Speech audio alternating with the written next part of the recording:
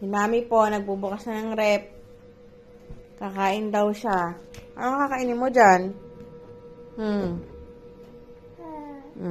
Wow! Walang food. Nabili pa si Chalay. Close it na, close it. Nainit na ni Mami yung ulam mo. Ano yan? Banana. Banana. Huwag mo Ay, kamay.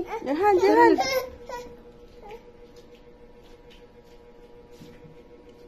Tama ka dyan.